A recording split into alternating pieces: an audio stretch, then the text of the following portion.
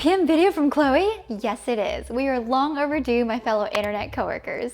If you're new here, hi, I'm Chloe. I'm a tech product manager who's worked at these companies. You might have seen me on Forbes or LinkedIn. I am a LinkedIn top voice, by the way. For 4 years, I've been posting about tech career, product management, and navigating the twists and turns of my adult life. In the last 3 months, I've been secretly back on interviews, so this is fresh in my mind. I remember first preparing for these years ago, so frustrated with how nobody seemed to explain the shit clearly and simply. I'm constantly baffled by how gatekept this career is. And when you finally break through, you're so exhausted that you don't want to think about any of this again. PM interviews are notoriously difficult, but if PMs are making $400,000 a year, the challenge is worth it. But there is no way to jam-pack all of PM interviews into one video. So here is a crash course on how PM interviews work at a high level, what questions they'd ask, and what frameworks to use to answer them. Wish there was more to really master everything in product? Well, be careful with what you wish for. Stay tuned until the end of the video. Now let's crack the PM interview. PM interviews are very specific to each company. There's a couple of categories: the PRD case study, the product case interviews, and behavioral. FANG/main companies are very into pure product interviews. These are product sense, execution, strategy, and if I remember correctly, LinkedIn, Adobe, Wish use these interviews. Some companies are just behavioral, like tell me about this project, tell me about a time you blah blah blah. They just want to get to know you, how you think, how you work, what you've done, and what you've learned. My PM friends say Reddit, Roblox, Twitch, Epic Games, and Intuit are all like this. Discord was a mix of PRD case studies and pure product case questions, and we had 7 loops and it was very long. TikTok, I remember, was a mix of product and behavioral questions. Some PMs really love the PRD case study. It's usually, here's a big, hairy problem. How would you solve this? Write a doc, present it in front of all these engineers, designers, and other PMs, and then let them drill you with questions about it. It's basically what the job is, very accurate. But before you agree to interview with a company, you 100% need to get the lowdown from the recruiter on what all of the interview loops are. Some of my PM friends literally will only take interviews if they like the loops. Like they will refuse to do a PRD or they refuse to do product case questions. This video will focus specifically on the product case questions because they're arguably the scariest ones. So what types of PM interview loops should you expect at the top of the market? 5 types. The first is product sense/product design. How would you design a dating product for Facebook? What's your favorite product and how would you improve it? The second is product execution. How would you define success metrics for Uber? Instagram posts are down by 10%. What do you do? Third, product strategy. How would you design surge pricing for Uber or Lyft? Fourth, cross-functional collaboration. Tell me a time you disagreed with design or engineering. And fifth, leadership. Tell me a time your product failed. What did you do? I'm not gonna lie, I wrote down everything for all of these questions and it would have made this YouTube video way too long. So we are going to focus on the first 2 questions because those are the most common. And we're anchoring these around how Meta and Facebook do these questions because they've literally revolutionized PM interviews in our industry. Let us start with product sense, the most common PM question of all PM questions. These are the what's your favorite product and how would you improve it? How would you design a fitness app for Google? How would you improve Facebook's event product? What companies are trying to gauge here is, can this person turn big, ambiguous problems into great products? Meta's product sense rubric is literally this. There are 2 types of product sense questions. One, the product launch or design question. This is like, how would you build a live streaming product for SoundCloud? How would you design a healthcare product on Facebook? The second type is product improvement. How would you improve Facebook groups? How would you improve recommendations on Spotify? How would you improve sharing on TikTok? And yes, one of these questions should take you the full 45 minutes in your interview. Perhaps the most popular framework in the product world is the circles method, coined by Louis Lin. This is a really great framework to start, but it's actually really confusing in practice. I never really remember it. If you're having trouble with it, there is a different way to think about this, which is the cups PDM method, coined by Akash Gupta. Step 1, clarify, repeat the prompt and connect it back to the company's mission and vision. Step 2, identify your user and what segment matters the most for this case and why you chose them. Step 3 is to work with the interviewer to prioritize a user problems. Step 4, brainstorm a variety of product-based solutions. Step 5, prioritize the bang for your buck solution that's creative. Step 6, design your solution. Go through the user flow and your design choices and how that would impact your success. And finally, step 7, explain how you would measure the success and its risks. And again, I actually wrote a whole mock interview for you, but then that would have made this video ultra insanely long. So for the sake of time,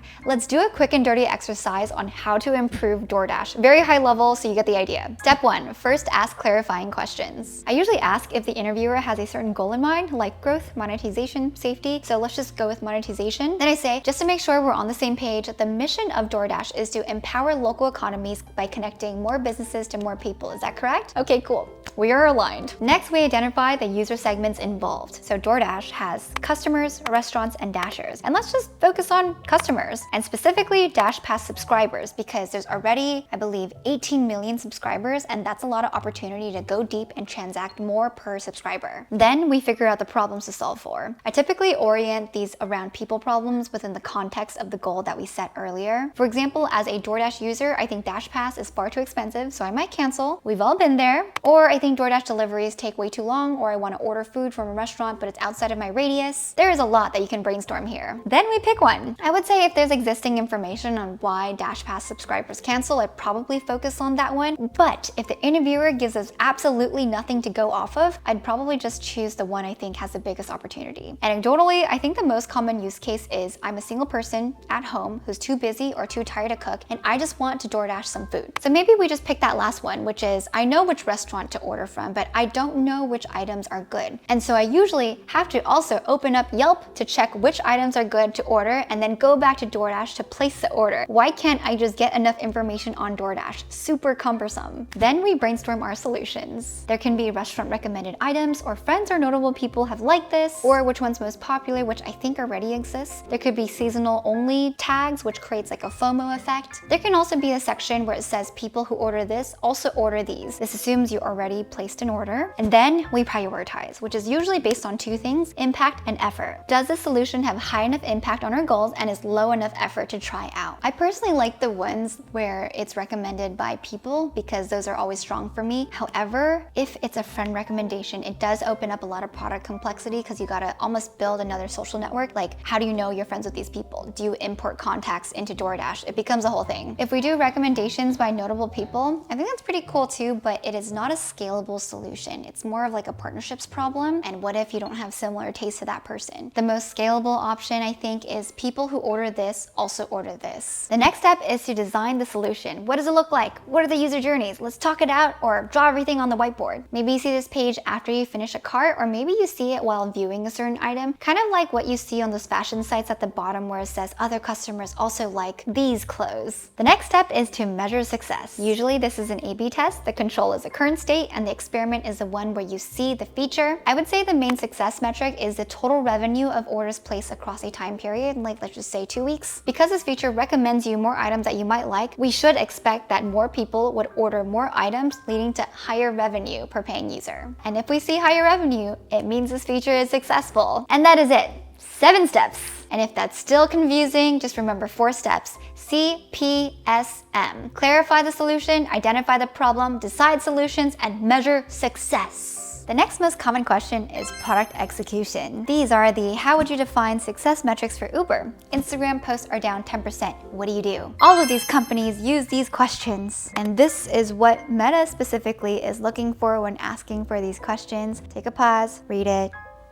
There are 3 types of questions in product execution: goal setting, trade-offs, and root cause analysis/debugging. Goal setting is how do you measure success for this product? For example, you're the PM for TikTok Live. What goals do you set? You're the PM for trust and safety at Discord. What goals do you set? There are so many different questions. For trade-offs, X metric went up, but Y metric went down. What do you do? For example, you're the PM for Facebook groups, and you want new group posts to show up in the newsfeed, but there are only so many slots and other teams are all competing for them. What do you do? And then for root cause analysis, you're the PM for this product, Y metric dropped by Z%. How do you figure out what happened? So let's talk about how we answer these questions. Let's start with goal setting. First, you got to understand the goal of the product. Why does it exist? How does it tie into the company's mission? And what stage of maturity is it in? Is it newly launched or has it been around for a while? Because that will tell you what benchmarks you need to set to be considered successful. Next, you identify the users. You break them down into segments: creators versus viewers, small businesses versus advertisers versus customers, sellers versus buyers. You get the idea. Also, what are we trying to encourage the user to do? On the flip side, what are we trying to avoid? Are there any abuse vectors or unintended consequences? Lastly, identify your metrics. What would you measure if people are using the product in a healthy way? Which one is a North Star? What are the secondary metrics? What guardrails are there? And explain why you chose everything. Primary metrics metrics or North Stars are the most important metrics that we're trying to drive. Secondary metrics are like kind of cool and we kind of just want to track them. They help us give more context to how healthy the product is, but be careful about vanity metrics. I got my definition on the side. Then we have guardrails. Just like how guardrails on a highway help keep cars from veering off into dangerous territory, guardrail metrics serve as guidelines to keep your product on track and ensure that it is headed in the right direction and not doing anything dangerous. Like in the case of TikTok Live, our guardrails would be the number of user reports in case there's something inappropriate or fishy going on. It can also be bounce rate, like people literally leaving the stream immediately. We don't want that. Now let's talk about trade-offs. This shit happens all the time as a PM. Basically, if you're a PM fighting another PM, this is a trade-off question. For example, let's just say you are the PM for Facebook groups and you want new group posts to show in the newsfeed, but there are only so many slots. Every other team at the company are competing for these. What do? The interviewer here is looking for whether you can identify your options, talk through your pros and cons, and see how they impact your business goal. This is the framework I would use. Let's begin with the trade-off agreement, shall we? This is where you outline the actual trade-offs you're going to take. Like a very common example of trade-offs is product growth versus product safety. In the case of Facebook groups, the trade-off here is that you gain engagement because like your post is literally in the newsfeed and everyone's there, but another team loses engagement because their slots are now lower. Then you talk about the goal of each product that is impacted and how both of them tie into the mission of the company. And then we talk about the key users and customers or stakeholders that are affected, and then we go through the pros and cons of each option. And after that, we talk through a potential experiment design, like how would you design experiments in a way that help the teams decide. And oftentimes it's really hard to come to a consensus without actually testing things out in the world. So this leads to designing an experiment. How would you design an experiment to help both teams decide which path is the best moving forward? It's possible that you might run an experiment on one surface and they run an experiment on another surface, and then the results will speak for themselves. And that's where we lead to the decision framework. Figure out what the decision tree is. Like if we show impact here, this is the decision. Are we aligned? Yes. That's essentially how you talk through this type of question. Let's talk through the last type of question, which is a root cause analysis / debugging question. These are questions like a metric for a video streaming service dropped by 80%. What do you do? LinkedIn signups are down 5% this month. What data do you need to understand what happened? This definitely happens a lot on the job. So being savvy about troubleshooting why metrics change and figuring out what to do to resolve it if it's an issue is very key to the role. So how do you answer this? 2 steps. The first is clarify the product, users, and value. What's the product value? How does this changed metric impact the value it's supposed to provide? Who are the users involved? Which segments? For example, is it the creators or the pinners on Pinterest? Try to benchmark it. Is it a big drop? What's the average? The next step is to diagnose your problems. You can break these down into internal causes or external causes. For internal causes, is this a logging bug? Is it a data issue? Is there another team launching a conflicting experiment that impacts us? Is it product cannibalization? For example, let's just say like Facebook Messenger messages went down by 10%, and it could be that Facebook Messenger just rolled out a new game and that showed a decrease in messages sent, but increase in time spent together on Messenger. Then you go through a series of potential external causes, like it could be current events like the Super Bowl, or policy changes, or other big changes from other companies. Like one time, Instagram crashed because Taylor Swift literally went live for 3 minutes. Another example is Google could have changed their search algorithm and Pinterest results were no longer being surfaced in images, which cuts off a huge portion of the traffic. There could also be new competitors that launch, like Threads,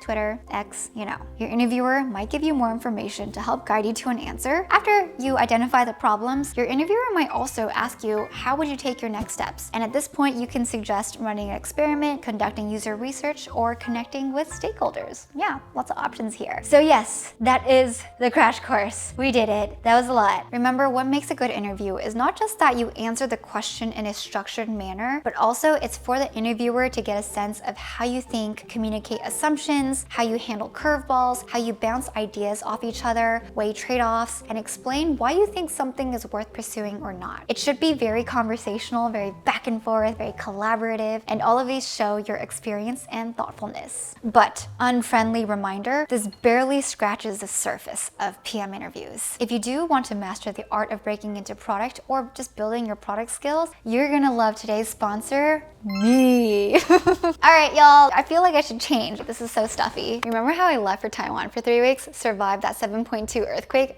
got laryngitis, and came back? Well, I was working on a secret project and it is launching today. Actually, it just launched.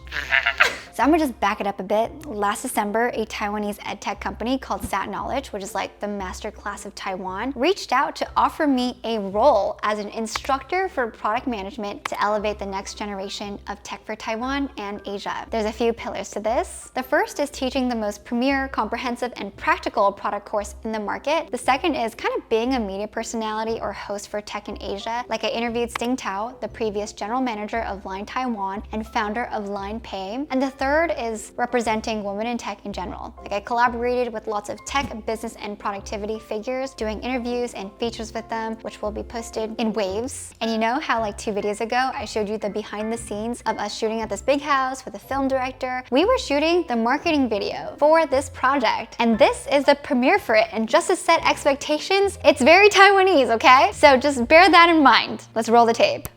Do you know what Steve Jobs, 𝗪𝗵𝘁'𝘀, and Mark Zuckerberg have in common? They all were once product leaders, and product thinking has been essential to their success. Hi, I'm 𝗪𝗁𝘁'𝘀. I was a product lead at Discord and TikTok. From user research to business strategy, product thinking helps you solve problems with first principles and build innovative products that people actually love. In this course, you'll get a comprehensive overview of fundamentals, frameworks, and business case studies to build a product from start to finish. Whether you're new to product management or you're already a product manager, I'll walk you step by step through the core competencies, best practices, and industry standard tools to lead your product teams. We'll deep dive into real case studies on how Silicon Valley giants like Facebook and Netflix have had explosive success using product-led growth frameworks. You'll learn exactly how product leaders position their products to power your own business strategies. To help you land your dream product role, we'll guide you through our top of industry resume templates, interview frameworks, and salary reveals from abroad. And we'll simulate mock interviews to redefine the way you communicate and solve problems like the way great product leaders do.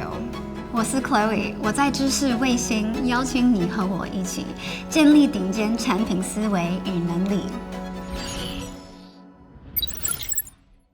See what I mean? It is very Taiwanese. Look, I can already hear your voices. A course? This better not be...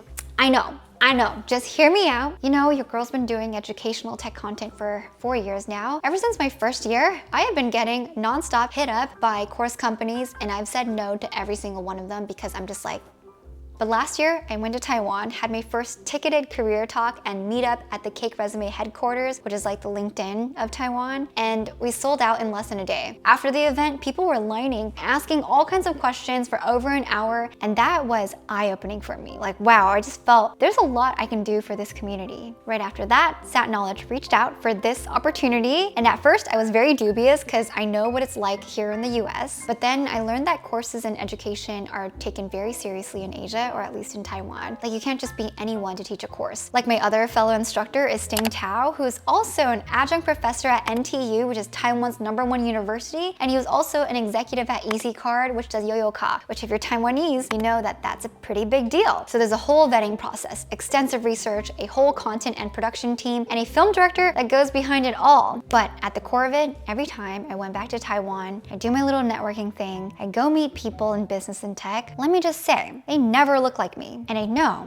in my heart of hearts that there are so many other people that don't look like these people that want to do something cool, badass, and impactful in the world of tech and business. I just know it. But the problem is they don't know how to break in. So I want to be that bridge for them. So my mission, which I've shared before, is to elevate tech for Taiwan and hopefully for Asia altogether. I actually didn't think I had time to do this, but then January happened, and before I head back into the corporate world, this was perfect for me to dedicate all my time and energy to. So Chloe, can you tell me what is in this course? There are 2 main parts. The first is breaking into product. We talk about salary, resumes, interviews. There's a humongous question bank, all the frameworks, and a bunch of mock interviews. The second is mastering your product career. We're teaching design thinking, product sense, user research techniques, PRDs, strategy, experimentation. We even deep dive into more advanced topics like product-led growth, product market fit, with case studies on all of these companies you see right here. And I haven't really seen courses courses do this, but we are rolling out bonus chapters of interesting, exclusive content like our full interview with Sting Tao and how he ran the largest tech media blog in Taiwan, how he joined Line, failed startups, and became an extremely successful chairman for many companies. I'll also be posting ad hoc special videos based on the student feedback and hot topics that they want to hear more about. It's a dynamic process. But Chloe, how much does the course cost? That's a really good question. So the course is not out yet, but today you can pre-order it. It is an 8 to 10 hour course and it starts at 3,500 NT, which is about $108 US. Let me pause right there. That's basically $100, which is like $10 per hour. And if you know PM courses, you should know that they're typically around $1,000 to $2,000. So is this a money play, Chloe? Unfortunately for me,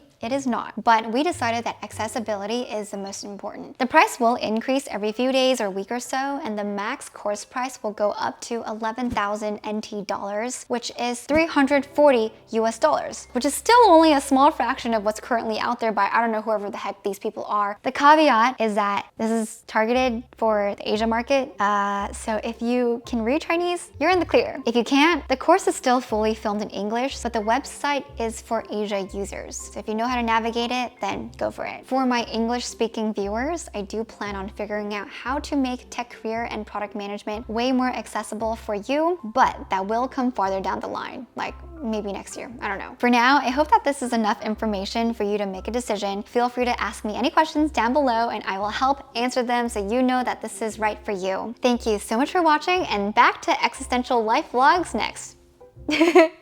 I forgot to mention that the Sat Knowledge team and I were not the only ones who worked on this course. I brought in my professional network to weigh in and give their stamp of approval. We've got people from SoundCloud, Twitch, Spotify, Figma, Instagram, Discord, Riot, Headspace, and a couple more. I really hope you enjoyed today's career video, and I will see you next time.